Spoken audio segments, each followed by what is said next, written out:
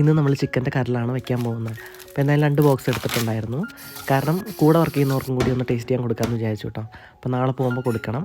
അപ്പോൾ എന്തായാലും ചിക്കൻ്റെ കറിൽ എനിക്ക് ഭയങ്കര ഇഷ്ടമാണ്. കഴിഞ്ഞ തവണ പോത്തിൻ്റെ കറിൽ മേടിച്ച് മാറിപ്പോയത് ഓർക്കുന്നുണ്ടോ? അത് ശരിക്കും പറഞ്ഞാൽ ഫ്രോസൺ അവർ തന്നെ എടുത്തു വെച്ച് തന്നായിരുന്നു കേട്ടോ.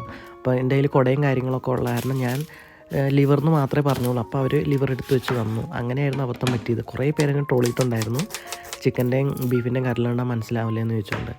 അപ്പോൾ എന്തായാലും ഇത്തവണ ഞാൻ ചോദിച്ചിട്ടാണ് മേടിച്ചത്. അങ്ങനെ മേടിച്ചുകൊണ്ട് വന്നു.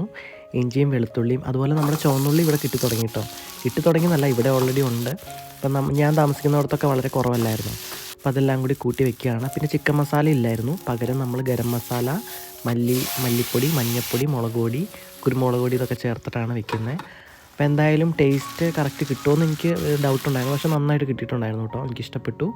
അതൊക്കെ കൂട്ടി ചോറുണ്ടു. അപ്പോൾ ഇന്നത്തെ വീഡിയോ എല്ലാവർക്കും ഇഷ്ടപ്പെട്ടു എന്ന് വിചാരിക്കുന്നു. ഇനി എന്തായാലും നമുക്ക് അടുത്തൊരു വീഡിയോയിൽ കാണാം.